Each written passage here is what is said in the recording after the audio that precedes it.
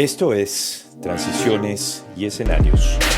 Conversaciones sobre energía y ambiente.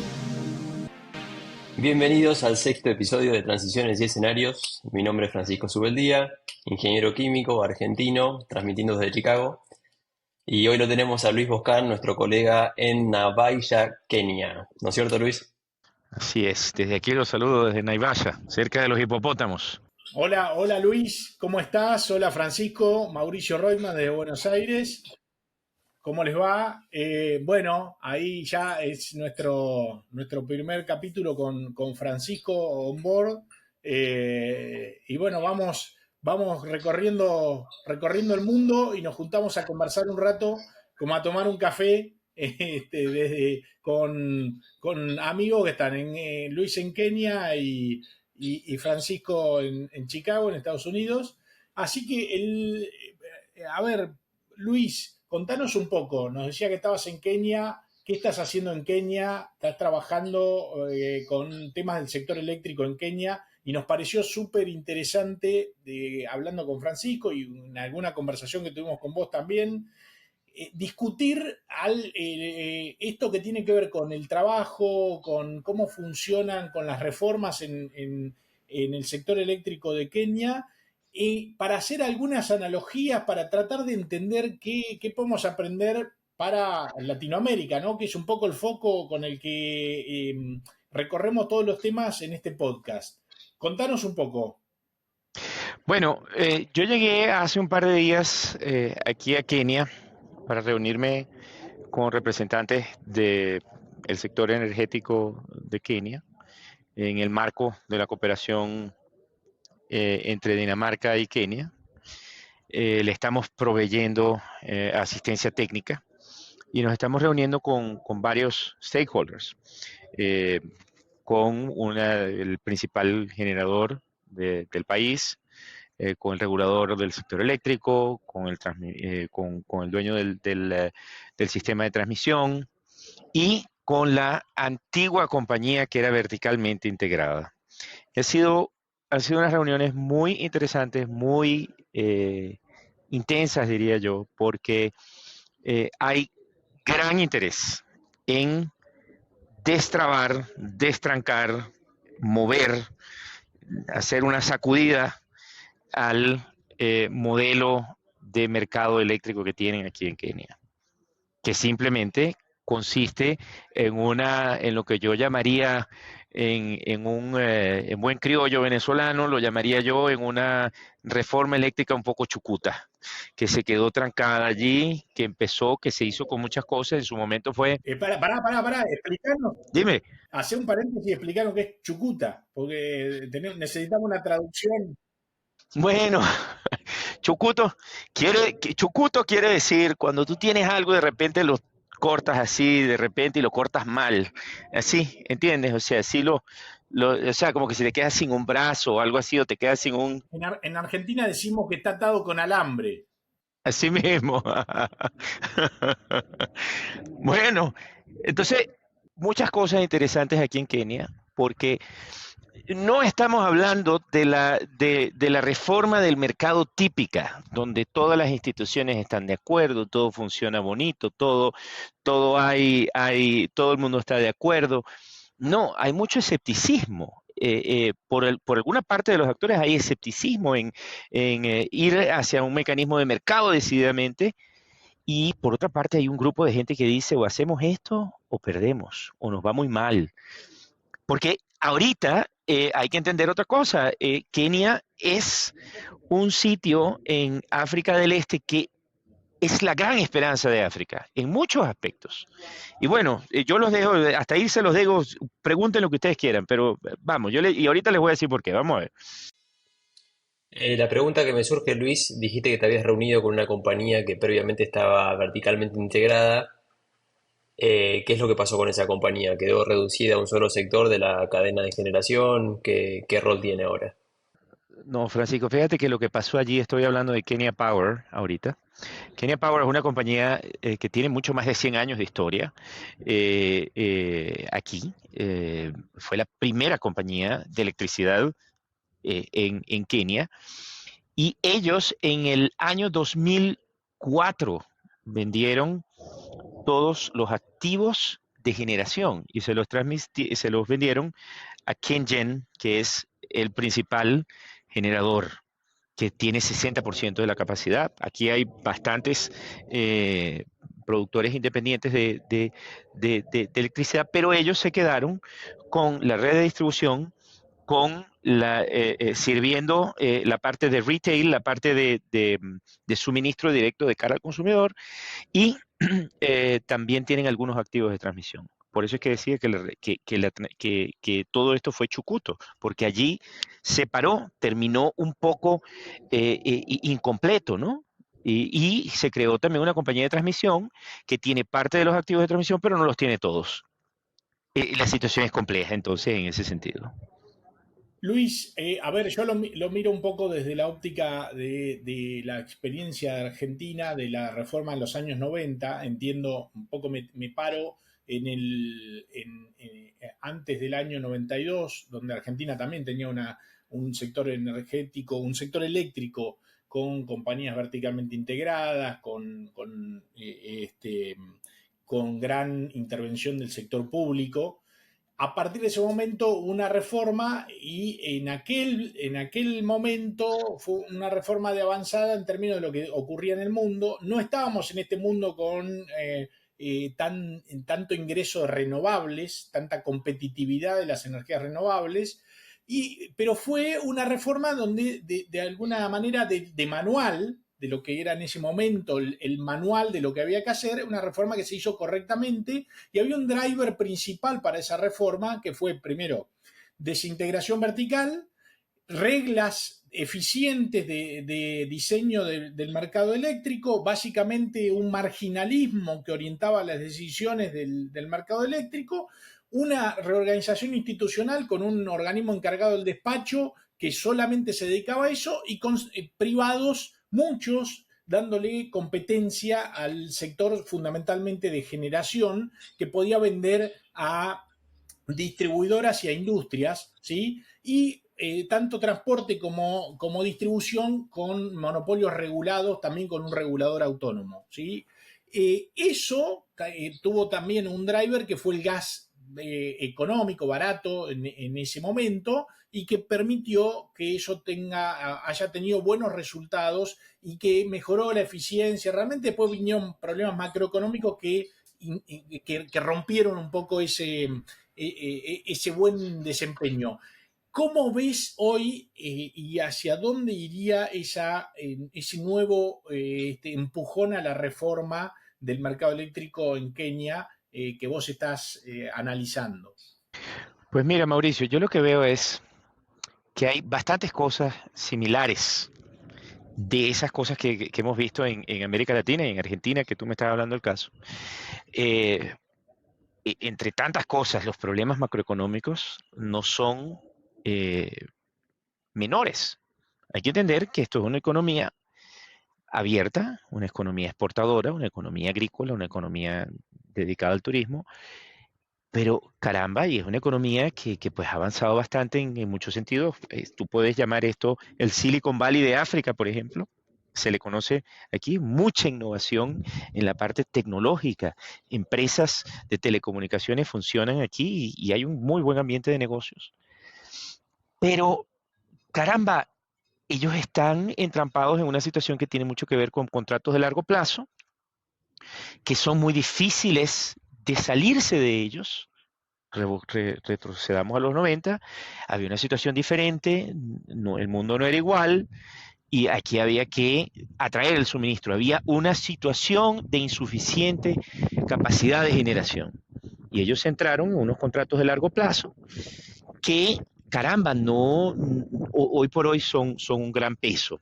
Entonces, esta definición de roles que tú me estás diciendo, para comparar un poquito el caso argentino con el keniano, es que, por ejemplo, aquí no está totalmente decidido quién va a ser el despacho. Aquí, esta compañía que tú me preguntabas, Francisco, Kenya Power, se convirtió en el único off-taker de todos estos contratos y tiene una obligación de adquirirlos porque tienen cláusulas take or pay.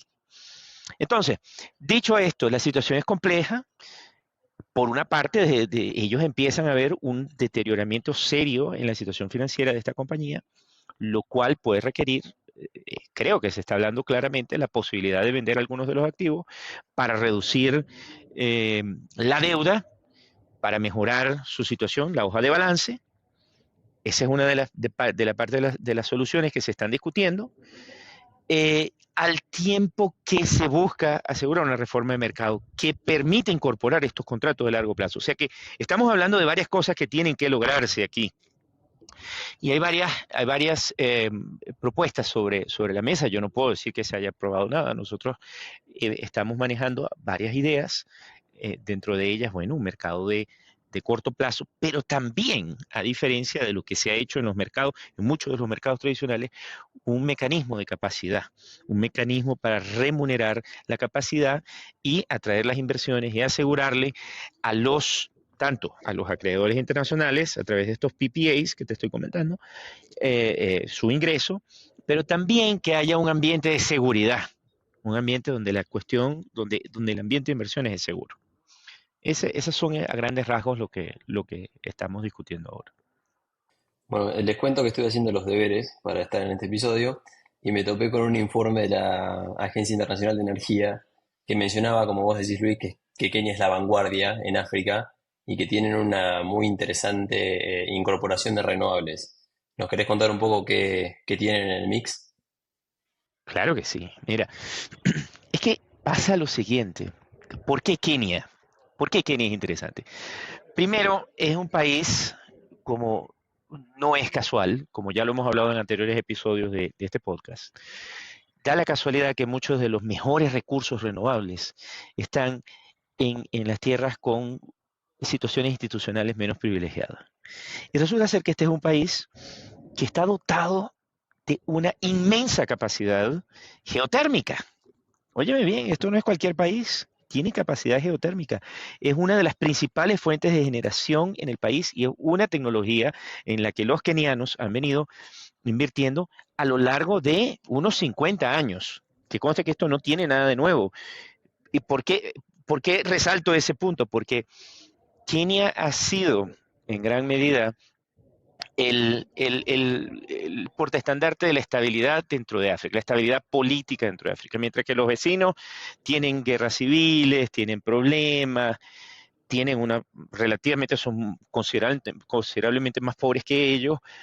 Caramba, Kenia se ha logrado mantener al margen de todas estas cosas y eso ha permitido una cierta estabilidad y un cierto desarrollo de las tecnologías renovables, de forma tal que Kenia tiene una matriz energética que se acerca al 90% de renovables en el sistema, porque estamos hablando ya no solamente de eh, geotérmica, estamos hablando de recursos hídricos y recientemente eh, energía eólica. Aquí hay un proyecto bastante grande que es, por ejemplo, Lake Turkana, el lago Turkana, que queda por aquí, que tiene una importante capacidad, además de solar. O sea, que aquí hay muchas cosas que están sucediendo y ellos, pues, han logrado atraer inversionistas, traerlos para acá, que vengan, que se interesen, pero lógicamente la prima de riesgo no es baja. Vamos a estar claros, porque hay riesgos. Eso es lógico, ¿no? Esto no está claro, pero sí están pasando cosas. Luis, se me ocurre pensar desde la perspectiva de un potencial inversionista en el sector de renovables en Kenia y también digo, haciendo la analogía con lo que miraría un inversionista en América Latina. Y ¿cómo ves vos la mirada y qué buscaría un inversionista para bajar los riesgos, ¿sí? Para que que haya apetito inversor en el sector de renovables en Kenia en en este nuevo impulso a la reforma del mercado eléctrico? ¿Cómo te lo imaginas a eso? Un poco pensando a futuro. ¿Qué condiciones podría Kenia garantizar de alguna manera para hacer esto más apetitoso para la inversión extranjera en renovables? Bueno, una de las primeras cosas que yo pienso es que Lo principal es que Kenia demuestre lo que ha demostrado a lo largo de los años, porque conversando con los kenianos veo que lo dicen con mucha seriedad, con mucha responsabilidad, que bueno, Kenia nunca ha hecho un default en sus pagos de estos contratos de largo plazo, ni nada de eso. Ellos han sido muy responsables con esto, pero es innegable que los tienen considerablemente acorralados. Eh, Porque encima de todo hay cláusulas de indexación, con respecto a la moneda, devaluación, inflación, una serie de cosas que son complicadas. Pero para responder a tu pregunta, ¿cómo hacemos? Mira, yo pienso que una reforma de mercado va a darle a los inversionistas mayor seguridad, una mayor claridad de que las condiciones, de que ellos van en serio, de que ellos están buscando sanear su sistema, de que ellos están buscando hacerlo más sólido financieramente y de que ellos están buscando ir hacia una situación que no es la actual. Es muy importante, en concreto, que haya mecanismos para establecer contratos de largo plazo aquí. Esa es una de las principales preocupaciones.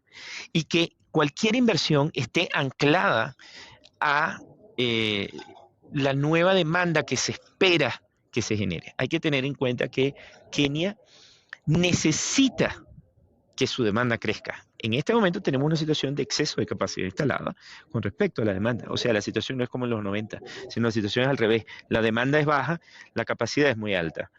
Y es muy importante entonces que haya un anclaje en proyectos que ayuden a expandir la demanda. Y esta demanda se está expandiendo.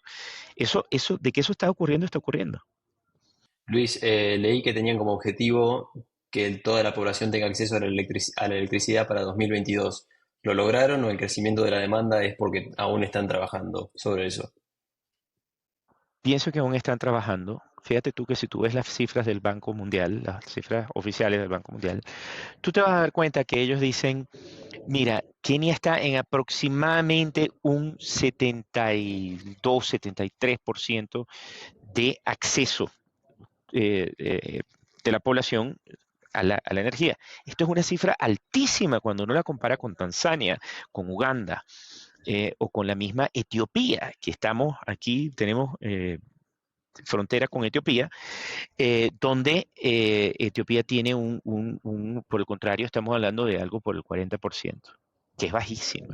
Claro, en el contexto africano eso es, bueno, digamos que ellos han mejorado, pero a lo que voy es a lo siguiente, ha habido un incremento dramático en el acceso a la electricidad. Eso ha sido uno de los logros principales. Ellos tienen una visión de que al 2030 ellos quieren convertirse en un país de ingreso mediano. Ellos tienen esa clara ambición. Ellos quieren subir a una categoría diferente. Ellos quieren llegar a otro nivel. ¿Qué es lo que sucede en realidad? Y aquí sucede una paradójica, una paradoja tecnológica. Tú, Francisco, que eres ingeniero, chico, aquí eso lo miden desde el punto de vista de que, mira, yo te pongo aquí la línea de transmisión y bueno, y te pongo el transformador hasta cerca de tu casa. Pero en realidad, la conexión de tu casa al distribuidor, al punto de conexión en la red de distribución, generalmente no está y requiere un desembolso de la gente a título personal. Me explico. Entonces las estadísticas te dicen una cosa, pero lo que está sucediendo en la realidad te dice otra. Ya me explico lo que ocurre. O sea que tal vez esa cifra está un poquito sobreestimada, pero definitivamente. Yo conversé el otro día con un señor que me estaba llevando al aeropuerto y él me dice, no, mira, aquí de verdad que 60-40, o sea, ya 60% de la población tiene, si su estimación, no estadística ni nada de eso, así, rule of thumb, él me dijo, no, 60% de la población. Yo le pregunto, ¿cómo ha mejorado esto? ¿Cómo ha cambiado esto en 20 años? Tú no te imaginas, esto es otra cosa. Esto es otra cosa, esto es otro país con respecto al que era hace 20 años. Aquí llegábamos a nuestros pueblos, a nuestras aldeas, a nuestros sitios, y sencillamente no teníamos electricidad. Entonces, ahí tienes un desarrollo que está llevándose. Luis, te consulto, a ver, sobre esta realidad que vos ves y potencial reforma, un nuevo impulso a la reforma. ¿Cómo lo ves en términos de, bueno, primero alcanzar los objetivos de que sea una reforma que llegue a buen puerto? Y cuáles son las debilidades, los principales desafíos que tiene ese proceso.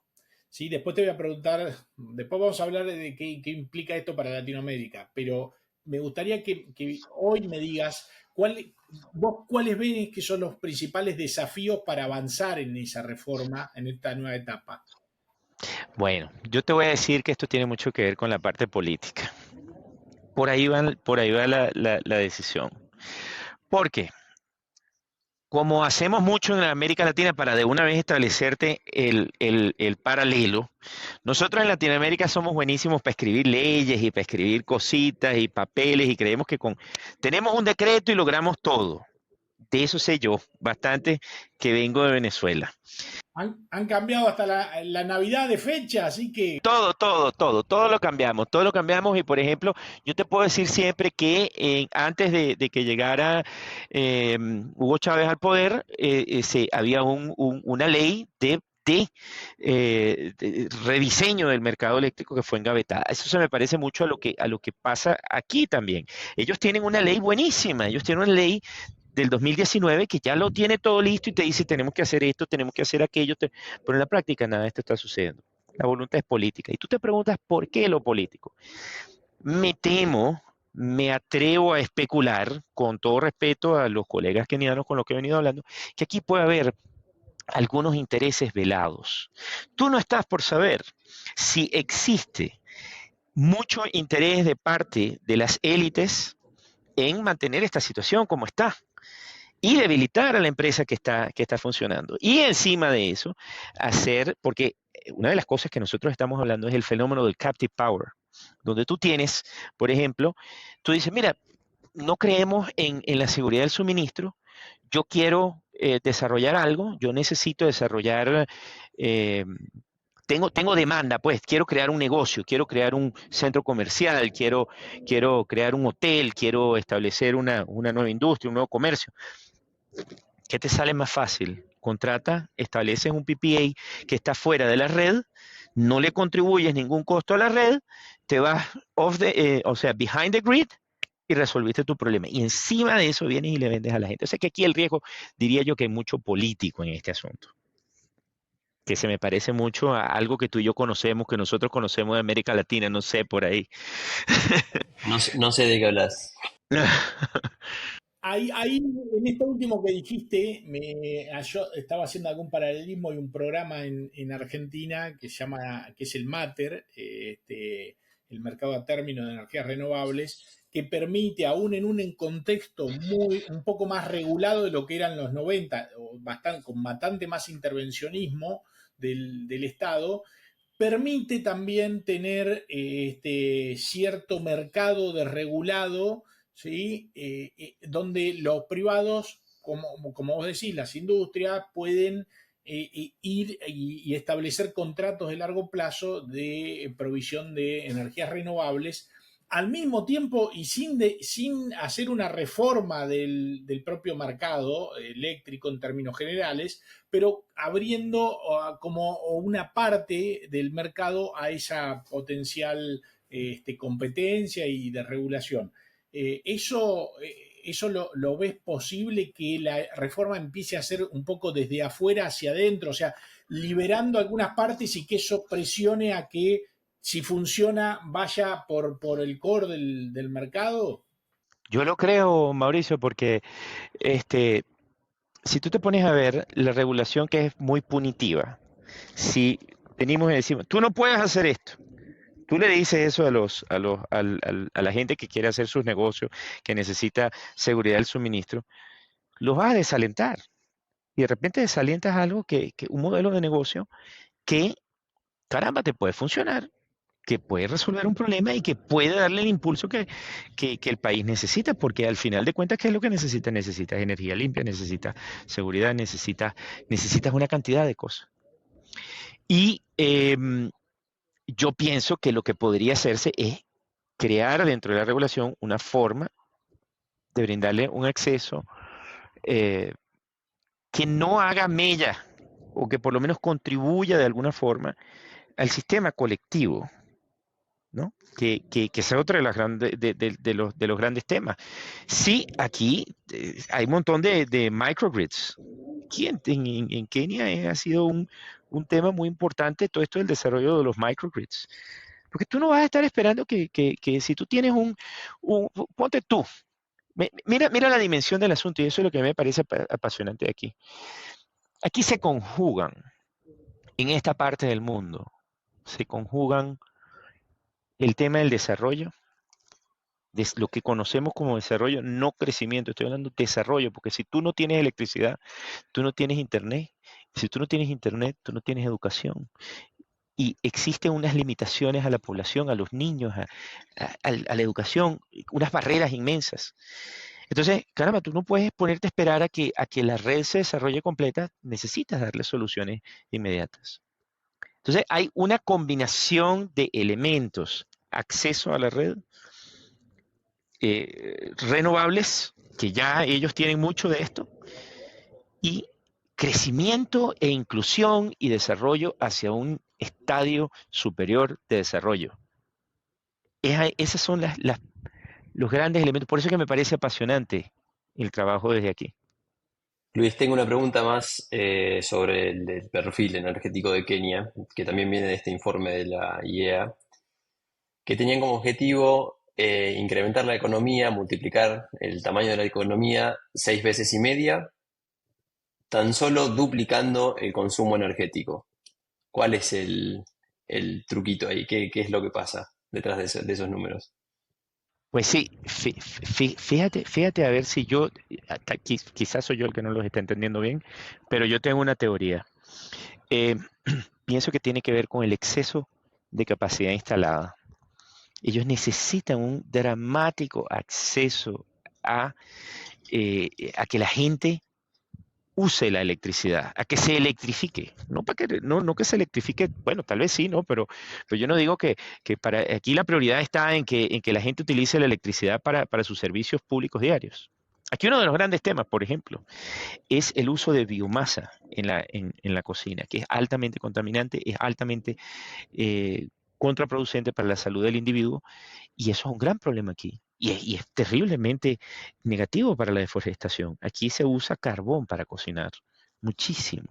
Entonces, es precisamente ineficiente energéticamente. Entonces, tú podrías, al tú permitir que la gente tenga sus cocinas eléctricas, estás reduciendo, estás haciendo muchas cosas, estás matando varios pájaros de un tiro. Así que yo creo que ese número, me atrevo a decir sin conocer los detalles, creo que tiene mucho que ver con eso, el crecimiento de la demanda y la incorporación de la sociedad al consumo de servicios eléctricos. Eso pienso que tiene que ver. Y además es muy ineficiente energéticamente, ¿no? Sí, yo pienso que va por allí, Frank. Tengo que hacer mi tarea y leer bien lo que me dices, pero yo creo que por ahí van los tiros de lo que me estás diciendo. Luis, y contanos un poco cómo son los tiempos, cómo es el proceso de discusión de estas reformas a nivel institucional, si esto se va a discutir a nivel del Poder Legislativo, del Congreso, si las instituciones forman parte de esa discusión, un poco ese proceso de conformación de ese consenso que vos decís que no lo ves tan claro. Bueno, ¿cómo es, por lo menos formalmente, y después en los hechos, cómo ves que se va a dar ese proceso de discusión? Mira, yo pienso que la parte legislativa está bastante adelantada. Recordemos que este es un país que fue antigua colonia inglesa, donde digamos que el sistema, bueno, un sistema presidencial, pero tiene un sistema democrático bastante bien establecido, así que ellos son bastante buenos para escribir sus leyes y hacerlo rápido. El problema está en conseguir los acuerdos para aplicar las leyes. Es ahí donde yo veo el problema. Entonces yo considero que yo creo que el reto es operativo. El reto es alinear las instituciones ante una visión común de qué visión y qué diseño de mercado exactamente es el que ellos tienen. Porque sí, ellos han desarrollado una serie de regulaciones y ellos tienen montones de cosas que muchos otros países no tienen.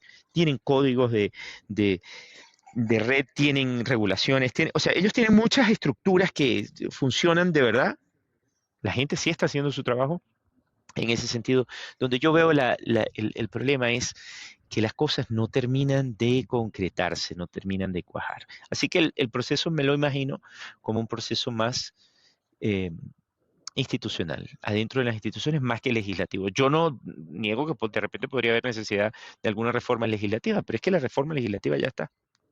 Ese es el truco del asunto. Así que para decírtelo en venezolano, esto es un mango bajito. O sea, una cosa que nosotros podemos agarrar rápido y podemos desarrollar si nos ponemos de acuerdo. Low hanging fruit, ¿no? Low hanging fruit. En venezolano, mango bajito. Para que tú sepas. ¿Oíste? Ok. Ok. Luis, para cerrar, cortito, diferencias, similitudes entre Kenia y Latinoamérica, ¿qué tenemos que hacer, qué no tenemos que hacer? Bueno, yo veo muchas similitudes, te voy a decir. Y a veces eso no sé decirte si me preocupa, no me preocupa. Tal vez sí, porque yo pienso que eso apunta a una debilidad institucional, a una ausencia de voluntad política. Pero lo que yo sí creo es que hay algo que nosotros en Latinoamérica podríamos hacer, y es asegurarnos de que necesitamos inversiones. Necesitamos que los inversionistas fluyan. En este país, o los inversionistas fluyen o habrá muchos problemas y el desarrollo no se va a ejecutar. Muchas veces yo vengo de un sitio donde nosotros nos hemos cerrado. No, no, no, inversionistas extranjeros no. No, nosotros tenemos que abrirnos a, a ser parte de la economía global. Eso no lo podemos evitar. Y yo creo que ese sería el principal mensaje que se tiene que dar. Kenia es un país que está abierto a la economía global y está abierto al desarrollo de negocios. Está abierto, it's open for business. ¿Entiendes? Eso yo lo veo como una cosa muy importante. Luis, ahí el otro día hablábamos con Sebastián King en otro de los episodios y justamente él hablaba de esta ayuda para estructurar financiamiento y hacer que los inversores confíen y trabajar sobre esa institucionalidad de lograr confianza en los contratos y sobre todo para la inversión en países en desarrollo. ¿Pensás que algo de esto que hablamos con Sebastián, esos instrumentos, esas garantías internacionales, pueden servir de alguna manera? Muchísimo. Es que yo me acordé muchísimo de esas conversaciones de esa conversación que tuvimos con él. Yo me acordé justamente de todos esos retos. ¿Cómo se puede asegurar que la inversión viene y se atrae, y se asegura y se blinda? Uno de los grandes problemas que ellos tienen es que ellos necesitan firmar eh, cartas de entendimiento o de garantía emitidas por el gobierno de Kenia, con respaldo del gobierno central de Kenia, para poder atraer inversionistas. Eso es ya una carga importante en el fisco keniano. Y eso es algo que hay que tener en consideración, este sistema de garantías. Y esto no es solamente algo que aplica a Kenia, esto aplicará a otros países de la región también. Mauricio, ¿qué te parece si lo mandamos a dormir a Luis? Que sé que es tarde allá. Yo no me quiero dormir, no me manden a dormir, muchachos, pero bueno, sí. Lo dejamos dormir. Saludos a toda la gente de Kenia. Muy interesante, Luis, que hayas compartido con nosotros esta experiencia. Y bueno, fue un episodio más de Transiciones y Escenarios, conversaciones sobre energía y ambiente. Vamos a seguir con este tipo de conversaciones muy útiles para pensar la energía, el cambio climático con una perspectiva latinoamericana. Muchas gracias por acompañarnos.